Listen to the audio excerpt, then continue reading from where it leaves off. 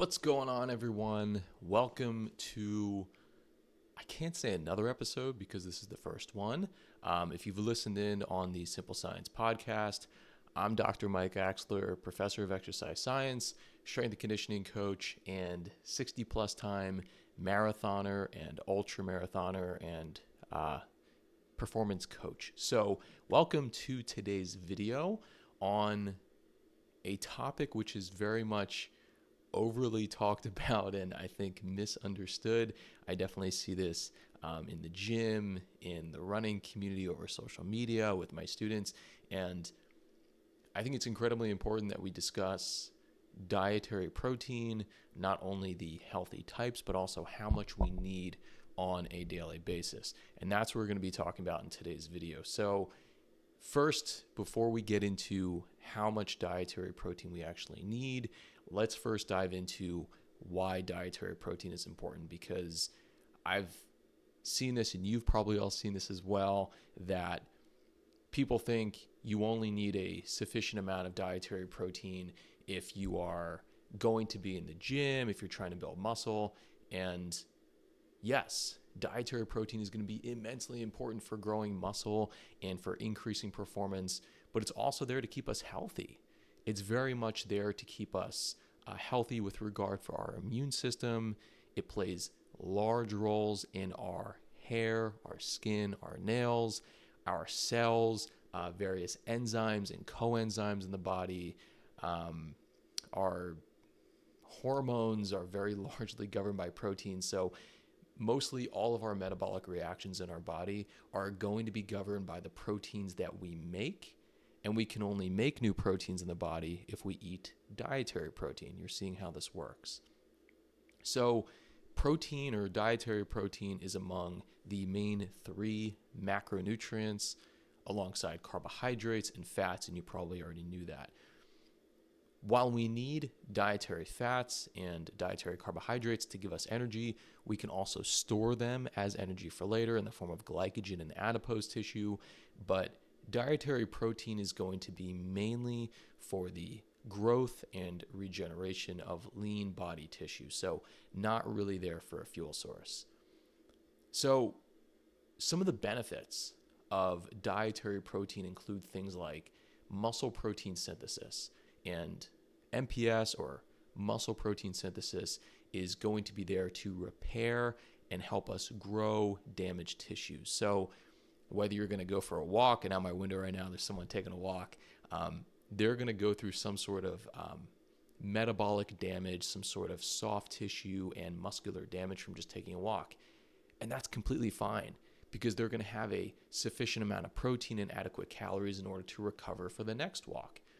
If you want to go to the gym, you want to run marathons or something, you're obviously going to need more protein in order to grow up more efficient muscles. Further, dietary protein can help us preserve lean muscle mass, especially during fat loss phases. And I know it's a hot topic in the streets right now with regard for increasing your body composition, so losing body fat while keeping muscle. And the good thing is that dietary protein is very anabolic.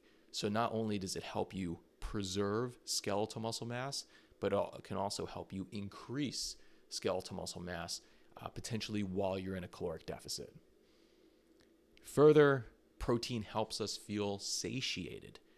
You can probably do the 10,000 calorie challenge with soda and candies and really have no issues. You probably feel like garbage, but it wouldn't be too much of an issue. But with regard for protein, there's no way that you can do the 10,000 calorie challenge with like eggs, poultry, lean beef, and protein shakes. It helps you feel full, which is awesome, so that we don't overeat. And lastly, one of the protein benefits, which we'll bring up here, is going to be that protein has a very high thermic effect of food.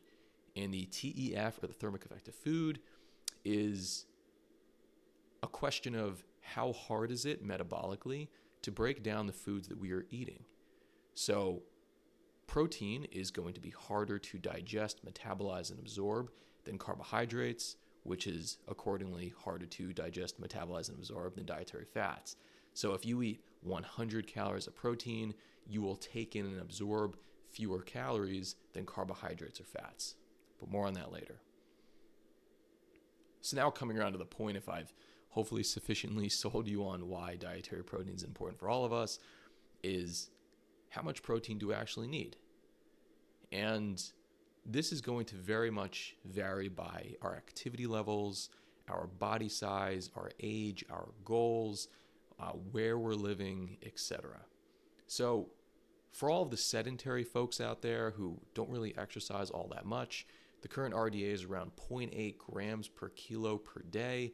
And for all of you Americans out there who don't know how many kilograms you weigh, just take your weight in pounds and divide it by 2.2 to see how many kilograms you weigh. So around 0.8 grams per kilogram per day is enough to make sure you're not malnourished. And 0.8 grams per kilogram is not a whole lot. So we would err on the side of caution and just have a little bit more. Further, if you are lightly active, having around 1.2 to 1.6 grams per kilo is a sufficient amount, not only to keep you healthy, but to also just keep you out there, to keep you cycling and walking and weightlifting and shopping and whatever else you do. Further, for the endurance athletes, 1.4 to 1.8 grams per kilo. And for the endurance folks out there, it shouldn't be too difficult for you to get in around 1.4 to 1.8 grams per kilo, because if you're running, cycling, swimming, rowing 1, 2, 3, maybe even more hours per day, you're going to need a ton of calories. So getting in 3,000 calories, 4,000 calories, assuming you're eating relatively healthy foods, it's not going to be super difficult for you to get in the protein. For the strength and power athletes out there, around 1.6 to 2.2 grams per kilo is really going to be that sweet spot, which is recommended by the research. This is going to be helpful not only to keep you healthy and strong, but also to continue to increase muscle protein synthesis so you can continue to make positive adaptations. And lastly, for the hybrid athletes or the concurrent training athletes who do a mix of cardiovascular training as well as strength training, getting around 0.75 to 1 gram per pound. So back to imperial now. This should be perfect in order to just maintain the muscle you have, build more muscle, and also, as we said, just keep your immune system nice and healthy throughout. Alrighty, so right now you might be thinking to yourself, this seems like a lot of protein if you rewind it and divvied up by how much you need specifically. And there was myths out there for a while, maybe they're still out there, which detailed that having too much dietary protein could potentially hurt your kidneys and your liver. And that is completely false. There is ample amounts of scientific research, which is very much free and open to us on the internet, where you can see that unless you have any pre-existing liver conditions or pre-existing kidney conditions, then having ample amounts of dietary protein could be an issue. But if not, then you're fine. You can have a high protein diet and you'll be perfectly okay. Further, there's this idea that we can only metabolize and absorb 20 to 30 grams per meal. And while it does seem right now within the scientific research that getting in protein around 2, 4, 6 times a day might be better than having just one per day, one bolus or one meal per day, you're not going to waste your protein. We still can metabolize and absorb our protein, but around 1 gram per pound, that's when we really cap out at muscle protein synthesis. So it's okay to eat more than 20 or 30 grams per sitting. And lastly, some people think that if they have too much dietary protein and lift weights once, they'll immediately get super jacked and bulky. And that's just not the case. I know myself, as well as all my gym friends, have been, trying for years to be bodybuilders, and it doesn't work like that. We need dietary protein to keep us healthy, so get in a sufficient amount. Alrighty, for the practical tips in conclusion for this video, you should be eating high quality protein sources from animal sources and or plant sources. Animal sources can include lean beef, lean pork, lean poultry, fish, milk, eggs, dairy, all the good stuff.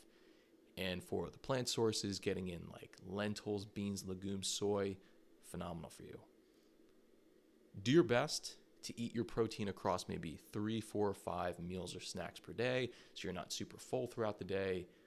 And lastly, as I tell all my students, is just to continue to question things. If you don't know if something is high in protein or if something is good for you, then I would say go ahead and try it, right? So go ahead and do the research yourself, try it out for yourself, continue to ask questions. Don't just take my word for it.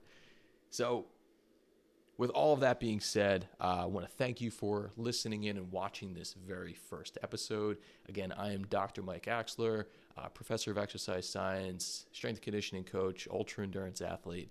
And if you want to see my links down in the description for my Instagram and my books and my coaching services, please do so. Please give this a like and a subscribe, and I'll see you all in the next episode.